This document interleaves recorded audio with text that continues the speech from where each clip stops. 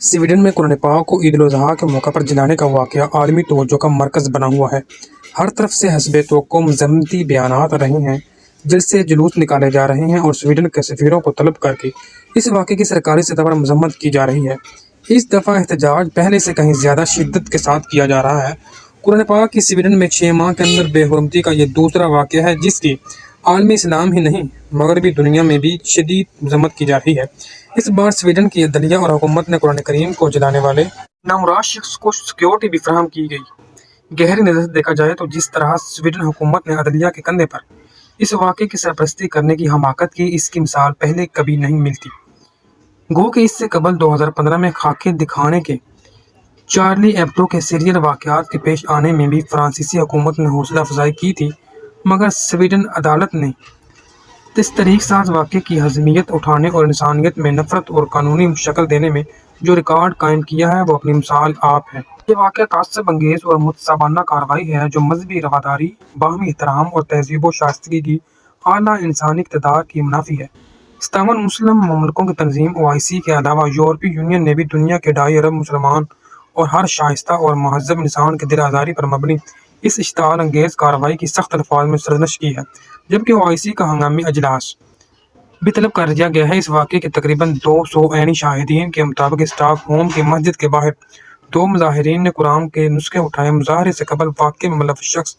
मलऊन सलमान ममीका ने एक अमरीकी न्यूज़ चैनल को बताया कि वो किसी मजहब को नहीं मानता, वो ये मुज़ाहरा अदालत में 3 माह की कानूनी जंग जीतने के बाद कर रहा है और उसका मुतालबा है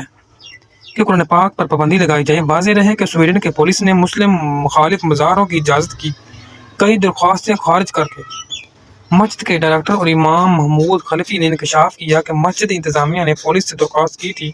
कि वो कम अज़ कम मुज़ाहरे को किसी दूसरी जगह मुंतकिल कर दें, जो कानून के मुताबिक मुमकिन था, मगर ये दरख्वास्त कबूल नहीं की गई थी। यह ख़ास वाक़या महज कुरान पाक को जलाकर इस्लाम और मुसलमानों से नफरत के इज़हार का वाक़या ही नहीं है, बल्कि आलमी अमन और भाईचारे के दाई दुनिया भर के इत्तेदाल पसंद हलकों की जज्बात और बर्दाश्त की पैमाइश करने के लिए इस वाक़े को एक लिटमस टेस्ट कहा जाए तो बेजाना होगा। दुनिया में ये वाक़या इंसानियत के खिलाफ दोहरे मयार और मुनाफ़कत का मुँह बोलता सबूत है। यानी स्वीडन की अदालत ने एक ऐसा फैसला किया कि दूसरे इंसानों के हसास और मजहबी जज्बात को भड़काने, इनमें दूसरों के खिलाफ नफरत और दुश्मनी फैलाने की अब कानूनी इजाज़त है। जाहिर है कि आइंदा इस केस को दूसरी अदालतों में भी समाअत के दौरान कोई नया फैसला देने के लिए एक मिसाल के तौर पर पेश कर सकती है। ये वाक़या मुसलमानों के एक मुक़द्दस किताब कुरान पाक को जलाने से ज़्यादा इंसानी मुआशरे में इंसाफ, रवादारी और अमन व सुकून कायम करने के खिलाफ अपनी नौइयत का मुनफरिद वाक़या ही नहीं, बल्कि इस वाक़े ने मुसलमानों के इस्लामी तशख़्ख़ुस और किरदार की भी कली खोल दी है। अब दुनिया भर के मुसलमान और हुकूमतें एहतजाज करने से आगे बढ़ने की ताकत मुकम्मल तौर पर खो चुकी हैं। जब मुसलमानों को अरूज हासिल था तो जर्मनी के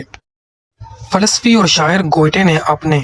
एक मंजूम नज़्म इस्लाम को खराज तहसीन पेश करते हुए कहा था, जिसका मफ़हूम ये है कि जहाँ से मुसलमानों का काफ़िला गुजरता है, इंसान तो इंसान वहाँ के सहराओं और रेगिस्तान भी बोल उठते हैं कि ऐ सोए हुए खुदा, हमें भी अपने साथ ले चलो। आज मुसलमान मर्ग मफाजात की इस हालत को पहुँच गए हैं कि इस्लाम और मुसलमानों से नफरत, दुश्मनी की नफ्सियात को समझने के लिए यही काफ़ी है कि यूरोप में कुरान पाक का तर्जमा 12वीं सदी में लातीनी ज़बान में करवाने का बुनियादी महरक और मुसलमानों के मुक़द्दस किताब कुरान पाक के ख़िलाफ़ लिटरेचर पैदा करना था, जो सिर्फ कलमी नुस्खों पर मबनी था, जो यूरोप में एक अरसा तक राइज रहा, जो मुकम्मल तर्जमा भी नहीं था बल्कि चंद मज़ामीन का खुलासा था। यह तर्जमा आम तौर पर दस्तयाब नहीं था और इसके नुस्खे का ज़्यादातर हिस्सा इन लोगों की तहवील में था जो इस्लाम की मुखालफत और दुश्मनी में पेश थे। ये एक तारीख है कि जिसमें मार्टिन लूथर किंग ने भी हिस्सा डाला था कि कुरान के इस तर्जमे ही को दुनिया में राइज किया जाए। यही वजह है कि अमेरिका से कभी कभी ये खबरें भी आती रहती हैं कि अमेरिका से कुरान पाक के मखसूस नुस्खे तैयार करके दुनिया भर में तकसीम किए जाते हैं। स्वीडन के वाक़े के बाद मुसलमानों के लिए ये एक ऐसा चैलेंज है कि अब उम्मा को एहतजाज का अंदाज बदलने की ज़रूरत है। स्वीडन में कुरान पाक जलाने के हालिया वाक़यात के दावत इस्लाम की मुनासबत से एक भरपूर और दोरस हिकमत अमली ये है कि हमारी अक्सरियत जिस मार दो, गिरा दो, सफ़ीर को निकाल दो या बाइकाट कर दो वाले जज्बाती बयानी में मुब्तला है, اب اس سے باہر نکالنے کی ضرورت ہے، کیونکہ عین اسلام صرف گفتار کا نہیں بلکہ کردار کا اسلام ہے۔ کیونکہ قرآن اولیٰ کی ایسی زبردست مثالیں بھی ہیں جن سے باوجود ہم نے سبق سیکھنے کے بجائے متشددانہ رویے کو ہی اسلام سمجھ لیا ہے۔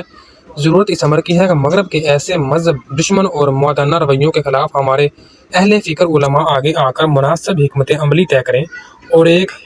حکیمانہ انداز میں جواب دیں۔ بقول شخص سویڈن کے نیشنلٹی چھوڑنا قرآن سوزی کا جواب نہیں ہے۔ یہ واقعہ ہے کہ جب معاذ بن جبل ایک نوجوان کے طور پر مدینہ سے یمن گئے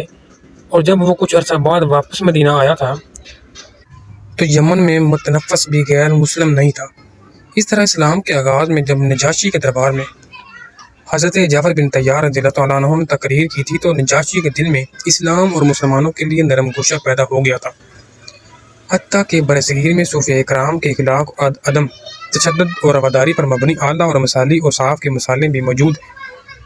چونکہ دنیا کی کوئی بھی کمزور قوم سیاسی اور معاشی طاقت حاصل کیے بغیر زوال اور غلامی سے نہیں نکل سکتی،